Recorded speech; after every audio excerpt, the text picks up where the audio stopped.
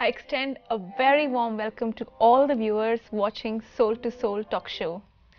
This show aims at taking you on a spiritual journey, a journey which everyone, you and me, somewhere deep down in the heart wishes to take, a journey which truly is everyone's ultimate goal.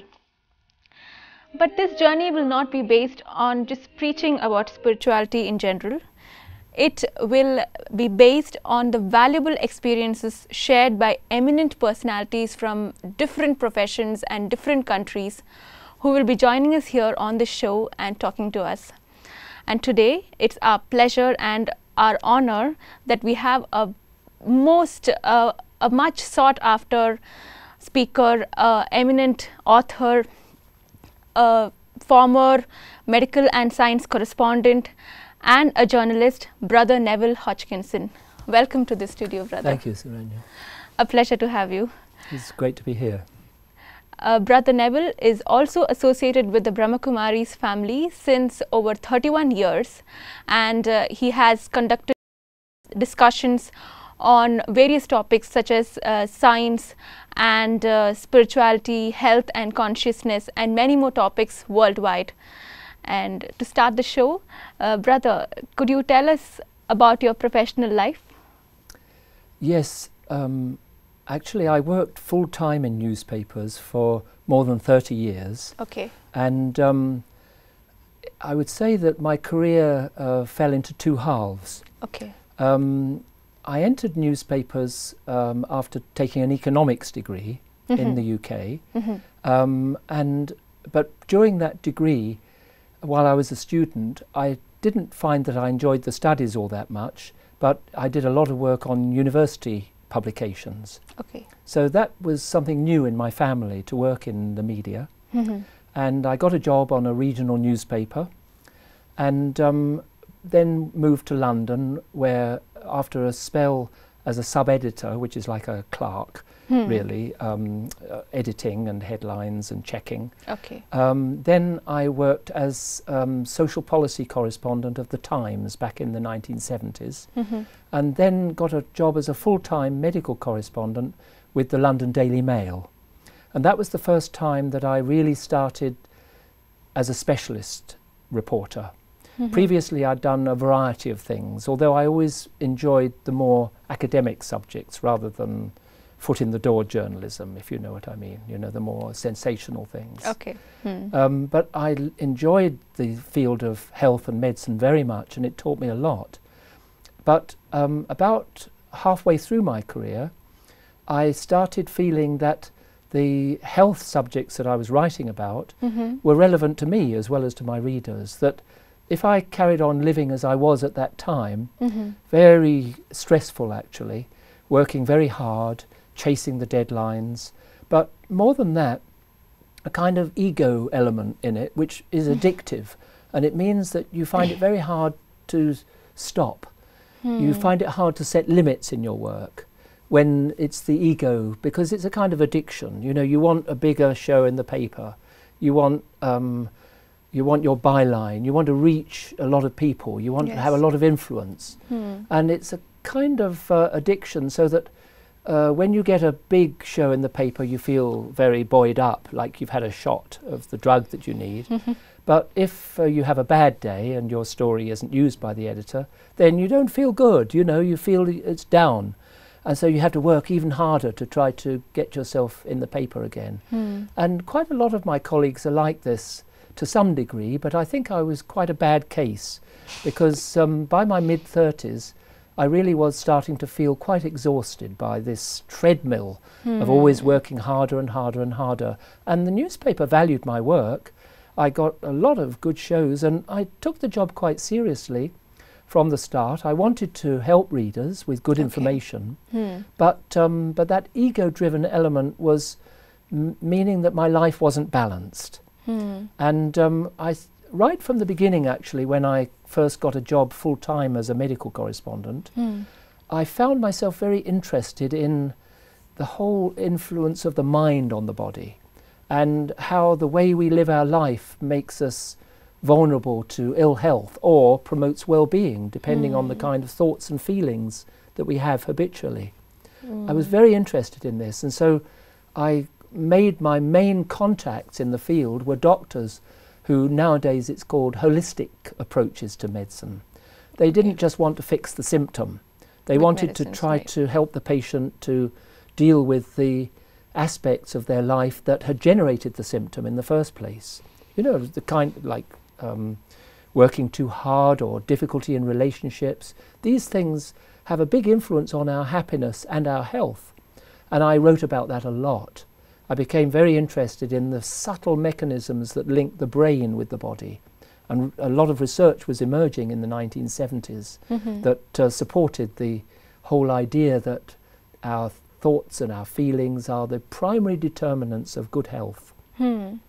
So then I started to realize that because of this ego-driven element, it was actually creating a crisis in my own health.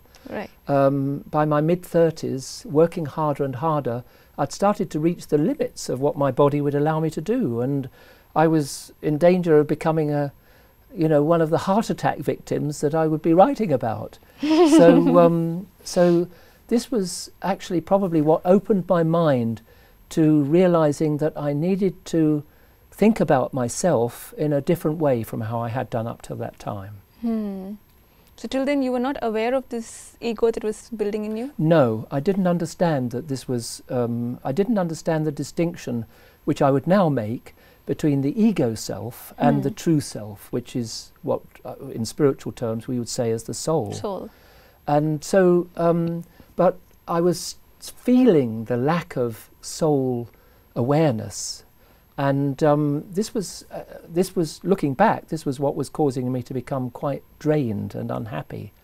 And the halfway through my career, thanks to these contacts with the doctors who were stressing the importance of the mind in making us ill or in promoting well-being, thanks to that, I left my full-time job for 2 years to write a book.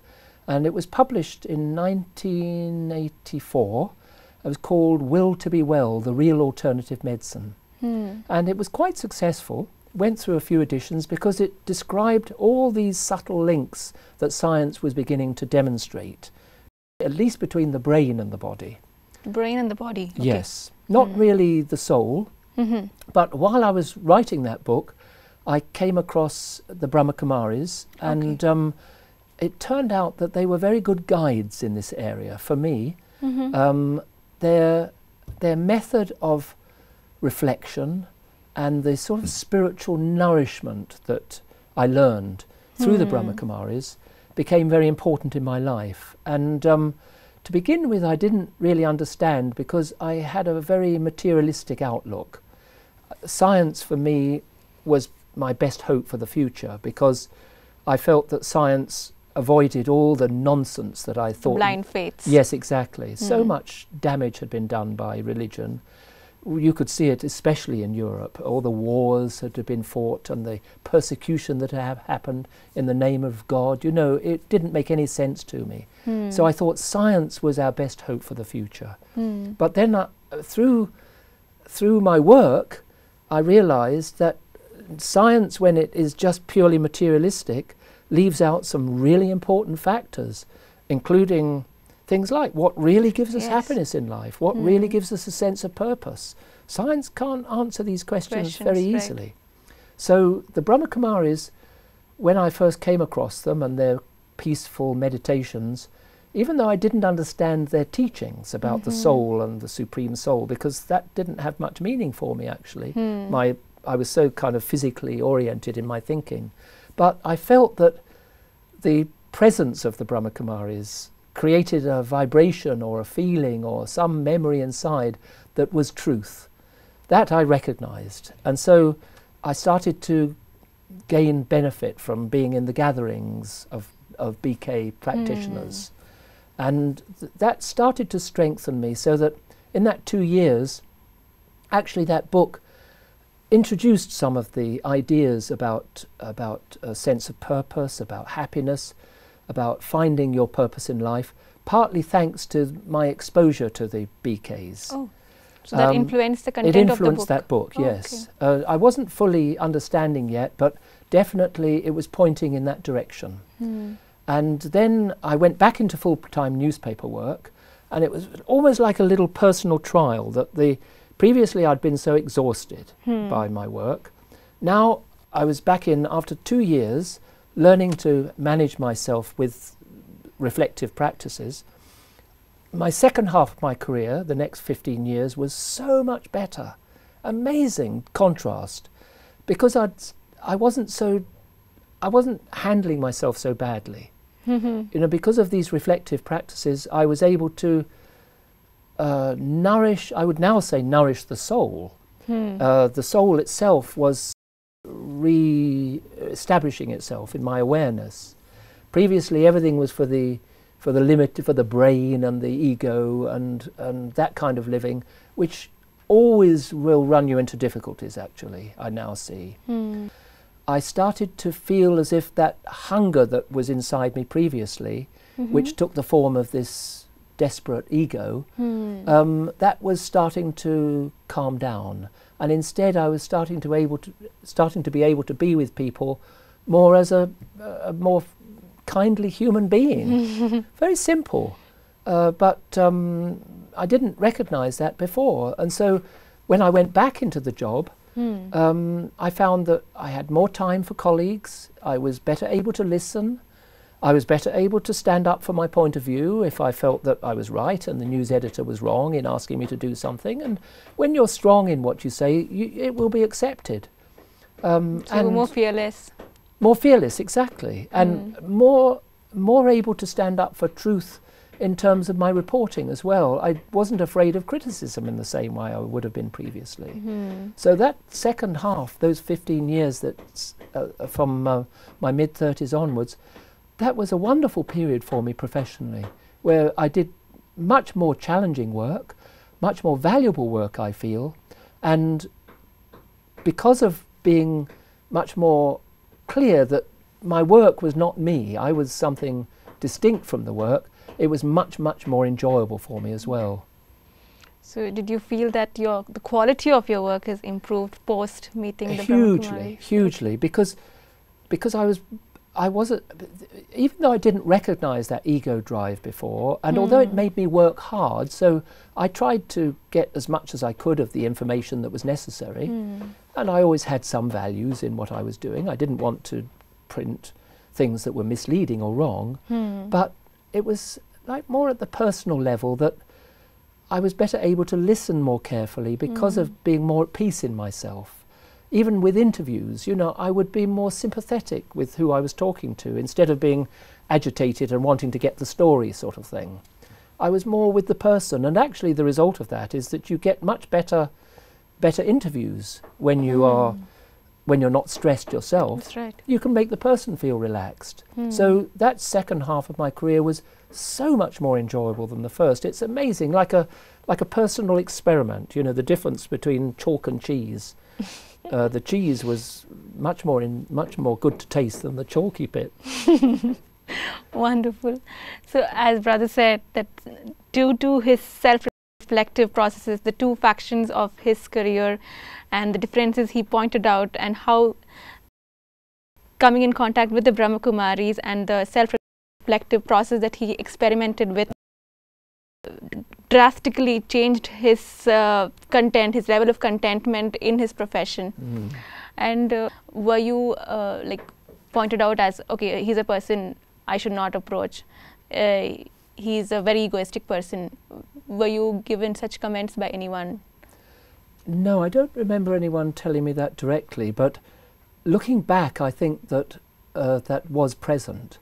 It wasn't present in an obviously egoistic way, I don't think, in my personal relationships, because I always had a lot of uncertainty as well. So I was in some ways quite a passive person. You know, in a way with work, it was uncharacteristic of me that I pushed myself so hard and had that success.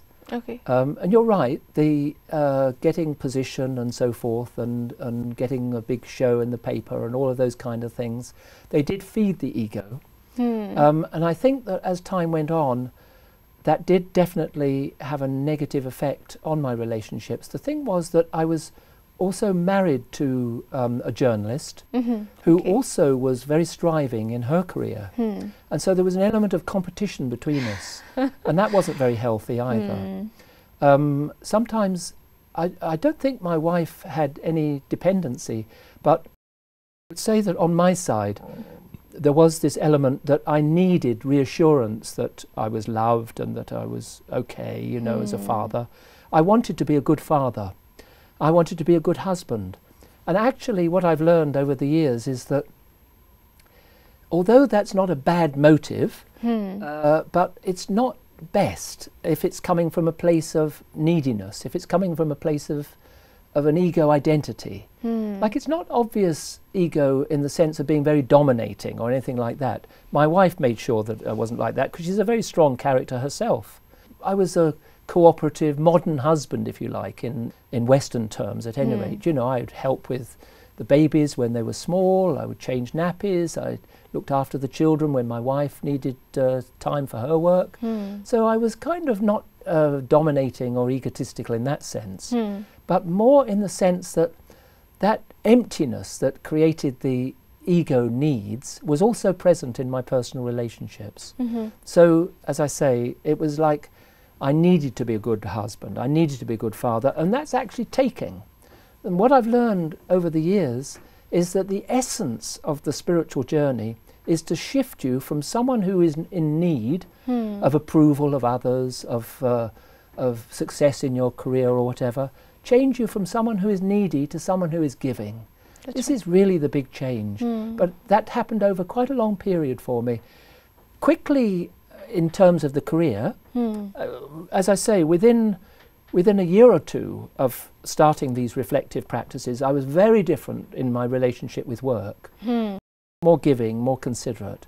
But in terms of personal relationships, it was harder to recognize the ego. It was more hidden. Partly because of thinking of myself as a modern, giving husband who was a good father and all of that, because we had 2 sons and I enjoyed family life very much. But ultimately I realized that a real givingness in relationships comes from the soul and not from an identity of being a family man. That's actually a form of taking as well, a form of neediness. If you think I'm a good family man, I need to give the image of being a good family man. Yes. My wife should respect me as a good family man. My children should respect me as a good society should respect you. That's all taking. Yes. That's all a form of taking and boosting the ego identity of being a family man. But this is subtle, and it was many years before I really recognized that. It was lovely when I did recognize it, because it's amazing how it frees you to really love. You know, like a really love. You're not taking anything in relationships. And I feel that now with my grandchildren and my sons and my now ex-wife. We separated many years back, after the children had grown up. But she's a very good friend. And in those relationships now where there's no neediness, it means also that one's actions are more accurate. You know, you're not giving because you need something from that you're giving. You're giving because there's a real need on the part of the other person. Or maybe it's just, without any conditions, it's just the expression of love with one that you're close with. And that's what I feel my relationships have become much more like now. But as I say, that came much later. A long time before I really realised that. Was it too late when you realized it? No, I suppose if I'd realised it in those first years when we were still together as a family, perhaps the family, the relationship with my ex might have continued. But when she asked for us to separate, which was after the children had grown up and left home anyway, as I said, the reason she gave was we'd married young, we met at 18, we married at 21, we started a family at 23, and she said she'd never experienced life as a single woman and she really wanted to do that. And I think probably she meant that. So perhaps even if I had transformed quicker, she still would have wanted to experience that life as a single woman. But still, I've no regrets, and I feel that now we've arrived at the point where it's a relationship of deep mutual respect, and I value that a lot. I feel that many couples who stay together might not actually be so privileged as to have such a beautiful relationship as I have now. So whom do you stay with now, brother? I live now at a Brahmakumari's retreat centre. Okay. It's about 6 miles south of Oxford City in the UK, and my ex-wife lives in Oxford itself. So very easy for us to get together, for the grandchildren to visit. They come sometimes to the retreat centre or to my ex-wife's place, or we visit them in their homes. So everything on that front is fine. So what about your profession? In summary, I've benefited professionally and personally enormously through learning to make the shift in the sense of who I am from being an ego identity, either as a journalist or as a family man, to being a soul who is an eternal being, who is able to take strength from the divine and who's able to bring that beauty into my life. Wonderful change. Wonderful. So our first guide on this journey, Brother Neville, has shared how this shift in his thoughts has tremendously made his personal and his professional life better. And in the forthcoming episode, we will continue this journey with Brother Neville and dig more into his personal and professional life and his experiences as a Raja Yogi. Thank you, brother, for spending your time with us. Thank you, viewers, for staying with us on the show.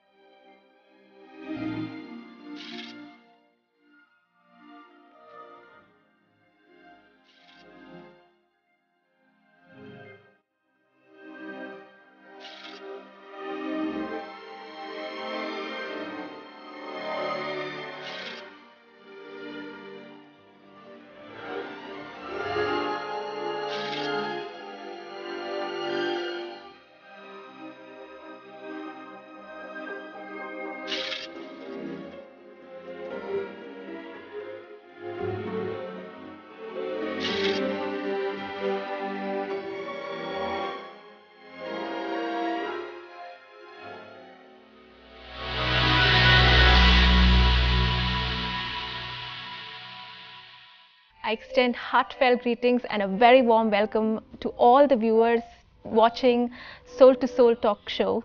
And continuing with the previous episode, we have with us again on this set, we have Brother Neville from UK. Welcome to the show, brother. Hello again, Surenya. In the previous episode, we understood from Brother Neville how he came, how the knowledge, the spiritual knowledge he got from the Brahmakumaris hugely, humongously transformed his life. And let's get to know more about this process that he underwent. Brother, how did you come into contact with the Brahmakumaris? It was about 31 years ago. I'd been working very hard in my job and building the family life. Okay. And everything was actually rather hard because of not quite working out the way I thought life should. I seemed to be running to stand still. I was on a kind of treadmill. And this was, I think this was, looking back, this was leading to a kind of exhaustion inside, running on this treadmill of life, not knowing how to handle myself adequately. And as I mentioned previously, in my work as a medical correspondent, I had found that some doctors were wanting to treat illnesses in holistic ways, not just fixing the symptoms with drugs and operations, but trying to find out what was it that was generating ill health in their patients, Right. in terms of the dynamics of their lives. You know, were they happy? Did they have a sense of purpose? Or were they feeling that life was dry and difficult? And as I was writing about these subjects, and these feelings being the most important determinants of good health or ill health, I realized that my own life was rather dry, and that I was probably a candidate for a coronary if I carried on living as I was. And so this sort of softened me up to realizing that I needed to look at other ways of thinking about life. And I did actually have a visionary experience of a golden red light that opened out in my forehead. It was like something that came from inside, but a most blissful experience. It was when a chant of Om Namah Shivaya was going on in Westminster Abbey. It wasn't the Brahmakumaris, but a visiting Indian teacher who had been hosted by the Dean of Westminster, a top Anglican clergyman. And I'd been invited to a press conference by one of my doctor friends. And they were both, the Dean and this visiting teacher, were both talking about the soul. And I'd not heard this kind of language before, not for many years, not since childhood, and then it didn't mean much to me. And perhaps it was that, or maybe some ancient memory that was awoken by this chant, you know, the Om Namah Shivaya chant. It was very beautiful. And this golden red light opened out, and accompanied by really blissful feelings. And I was totally shocked. I thought, what is this? It didn't have any place in my scientific, materialistic view of things.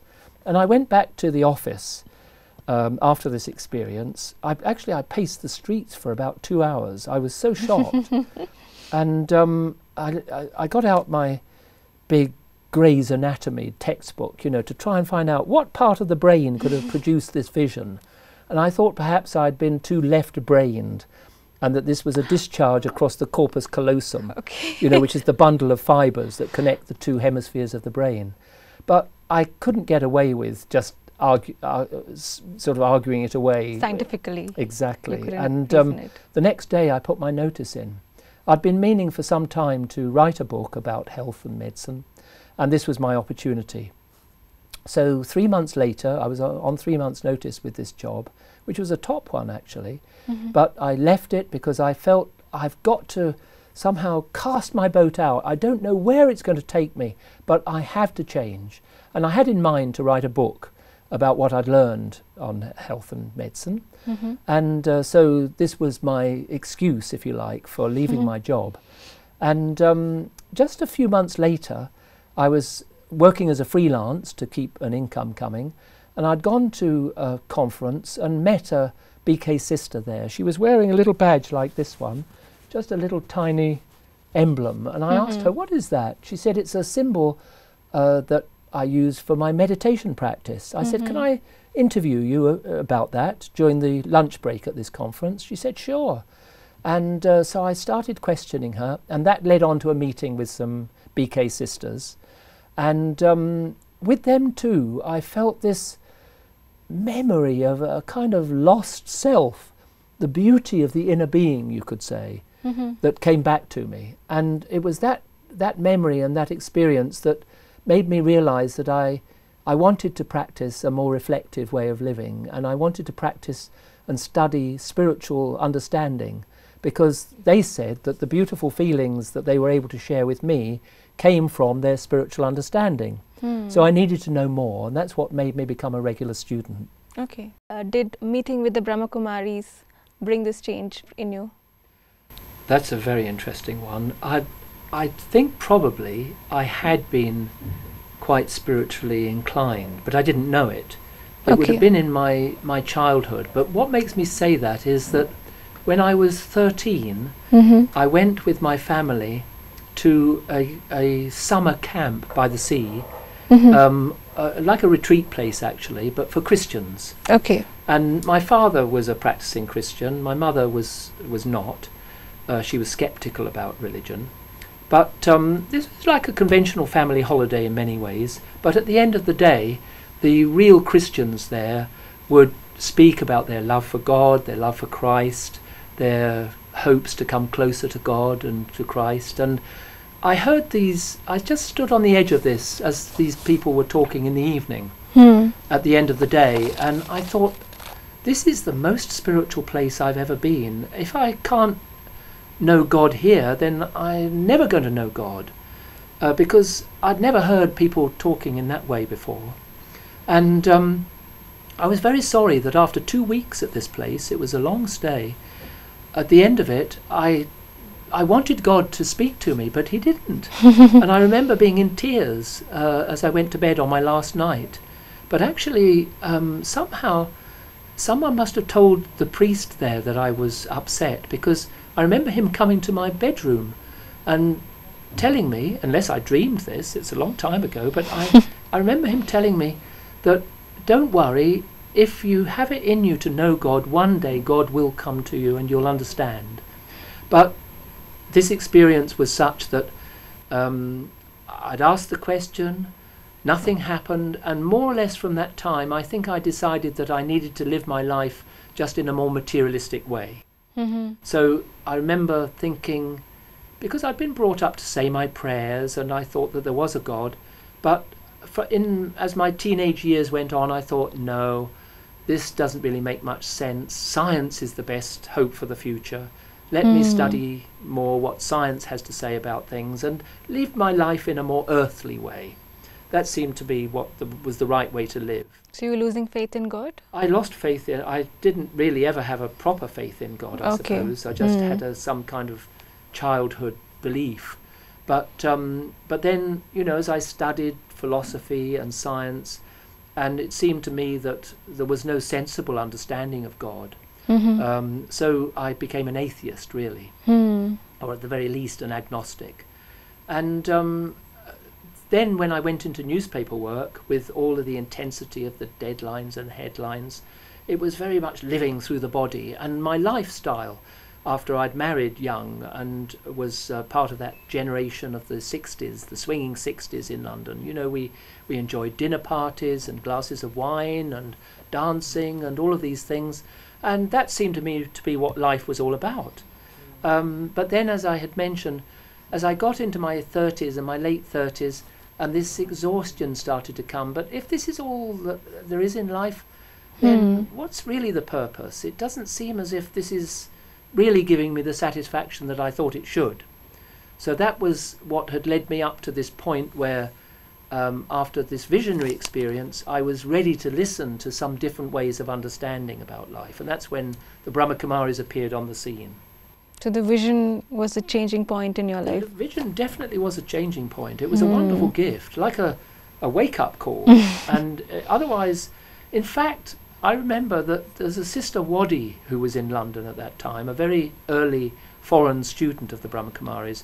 And when I was still in my job at the Daily Mail, she'd called me one day to say that this elderly yogi was visiting London. I said, well, that's very nice, but what's the story?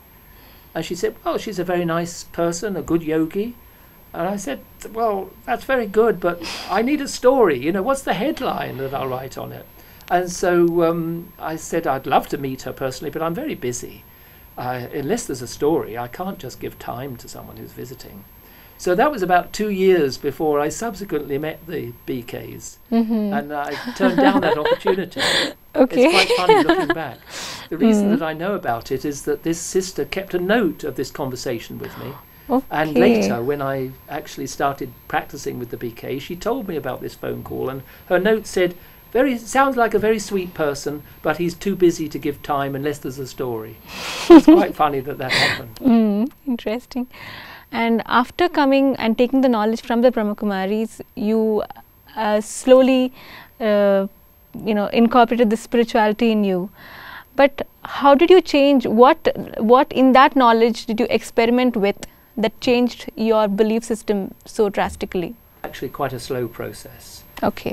But what brought immediate practical benefit was coming into the company of the BKs, I became a regular student quite quickly. Because I just went into the gathering regularly on a daily basis. After taking the initial introductory course. Quite quickly I felt that I needed to practice listening to the spiritual study and ideas, and experiencing the yoga and sitting with the practiced yogis. All of that started to change me inside, even though I didn't quite understand what I was doing. But it started to change me. And other practices that helped, like they said, if you switch to a vegetarian diet, it will help you have more of these beautiful experiences that I was having. So I thought, okay, fine, I love these experiences. They didn't argue the case morally or anything like that. They just said it'll improve your meditation. So I felt, okay, then I'd like to make that change. And my wife was also interested. She didn't feel touched by it in the same way as me, but she was also happy to change to a vegetarian diet. So the whole household changed to vegetarianism. Did she also come with you to the center? Did she also visit the center? Yes, she came initially, but more as a journalist. We went along together, and whereas she was writing notes for writing an article, I was kind of more experiencing by the experience, exactly. But I was very lucky that we both were interested. So we all went vegetarian, and our sons went vegetarian, and that brought a lot of benefit. But the other thing was, they also suggested that if you want to further these beautiful experiences that I was having, but didn't understand what they were, but still I felt those lovely experiences, they said that if you want to, the way they would put it, if you want to know God more like this, then actually to stop having physical relationships in terms of sex between you as a couple, the celibacy teaching. And again, because we'd been married for many years, and that wasn't such a big issue for either of us.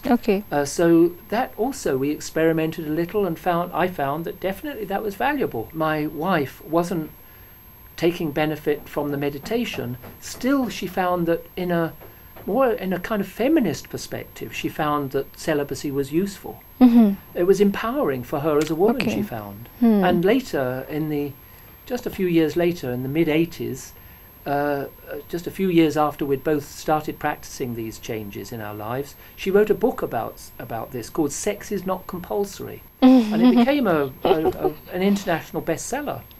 Wonderful. A lot of interest in this. Not preaching celibacy, but saying it's an option that you might like to look at.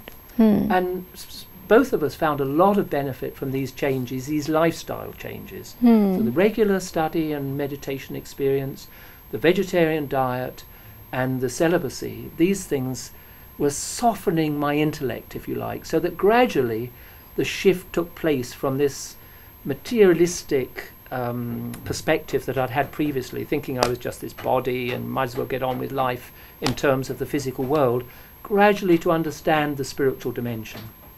And how long did this change take place? How long did it take for this change to complete? It hasn't completed. Okay. It's still underway. It's still underway. Okay. It's been going for 31 years. And I would say it's probably accelerating at the moment. I've had patches where I've moved forward fast and made big change, and then there've been patches where it's like been a little stagnant while some new realization is needed to help me move forward.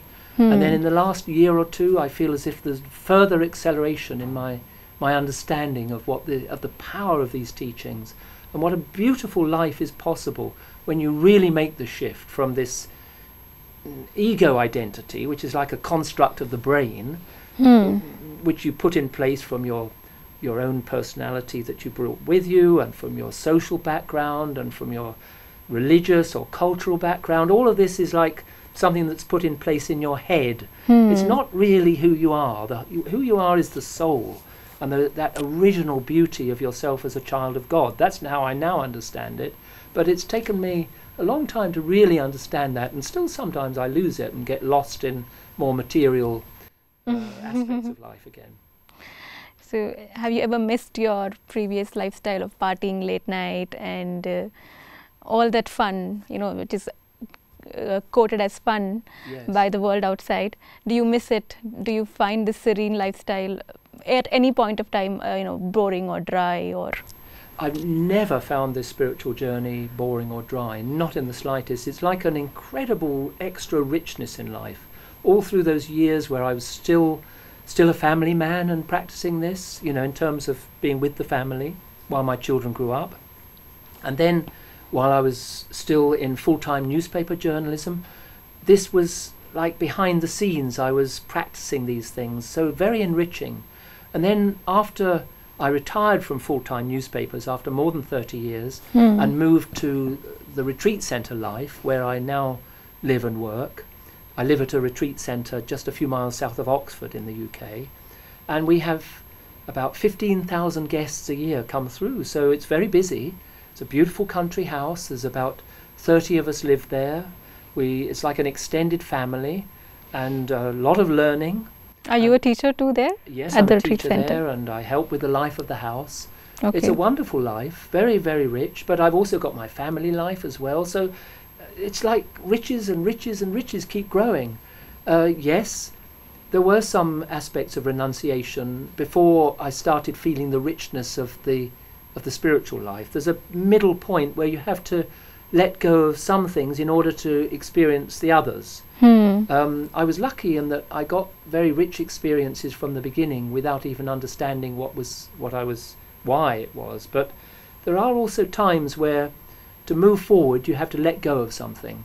Right. And I suppose in direct answer to your question, I don't miss the hollowness of that fun-filled life, as you called it. It's not really fun. It's always full of a bit of fun, but then disappointment afterwards. Never quite what you think it should be. But I did like one thing that I did enjoy. We used to have a lot of dinner parties in our family life. It's part of the Western tradition.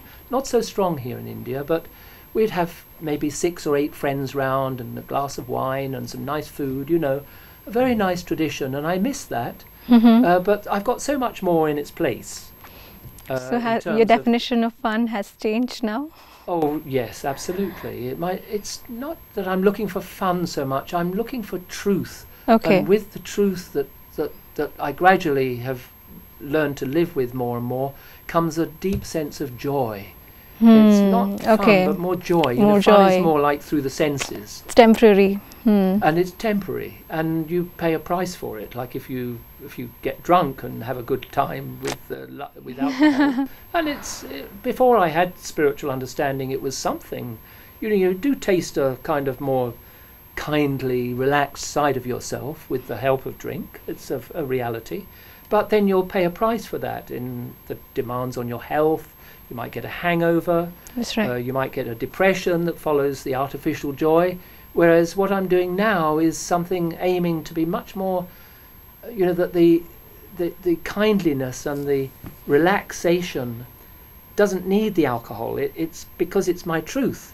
And so that's a much cheaper and much more lasting way of having the same experience, a much better experience. You had spent many years together before meeting with the Brahmakumaris, so it was probably easier for you to adapt yourself to this lifestyle. But will it be the same case, say for a teenager who is involved in all the distractions and the fun that that commonly takes place? So will that be the same situation that he will go through if he wants to transform his life spiritually, or will he have to put in more effort? In some ways, it would be more effort for someone who comes to this younger, but in other ways not, because I had a top job that I've now left. I had a £2 million house in London, a beautiful 5-storey house beside the River Thames, beautiful place. I had a lovely wife and family, and now it's more difficult to connect with my family. I'm on good relationships with all of them, with my sons, who I love and admire very much, and with my ex-wife. But it's not the same as if we were all together under one roof. Right. And so there are a lot of sacrifices that have been necessary. So in some respects it was tough for me because there was a lot that fell away in terms of job and family and house and all of that. But in other ways it was easy for me because I knew that all of those things hadn't brought me happiness. All of the fun-filled life, the stock car racing, the dinner parties, there was still very much something missing inside me. And so knowing that and finding the joy of self-transcendence through the Brahma Kumaris was a tremendous incentive to me to continue to practice. But younger people do sometimes find it, I guess, must be much more difficult. But there are many who also find it quite easy because they haven't yet climbed that ladder in the world, of material possessions and devices and all the rest of it. They have a certain purity, which, if it's present in them and they are not spoiled, if you like, by life, then they may find it easier to continue to maintain that pure approach to life and the sweetness and joy that comes with that. It all depends on the individual. There are some who do face struggles, I guess, especially with the sex drive. What I found personally was that the sex drive fades when you really experience this relationship with God, genuinely. When there's really that joy, it's in a sense what you're looking for from sex, self-transcendence, to reach out towards another. But if instead you're able to do that spiritually, then the sex drive fades. And I think young people, many young people do find that they want to give their life to this spiritual journey because they find that their truth and their own beauty remains unspoiled when they discover the spiritual journey early in life. So it's different for different individuals, but there must be that joy of connection. That's what makes it all possible. So it should be replaced by something else. Exactly, exactly, yes. And you are now staying at the center, but if a person wants to, adopt this lifestyle in his family, will it be the same, with the same easiness? Can you do it? Yes, definitely. Actually, the majority of couples who are practicing Raja Yoga don't need to separate these days. In the very early days, there was, when the organization was being founded, there was a lot of misunderstandings, and at that time some of the families did separate in order to get the seed firmly planted. And they were like a closed order for some years to get something really powerful then in place. But now many couples that I know move along together with this journey. Both of them practicing as Raja Yogis, practicing with the Brahma Kumaris, sometimes only one and the other one just easy about it. But there isn't a necessity always to break up. In my case, I think it was partly because my ex-wife really did want to lead life as a single woman for a period after we'd married so young and been together for many years anyway. It's really very individual. That's right. Wonderful, interesting.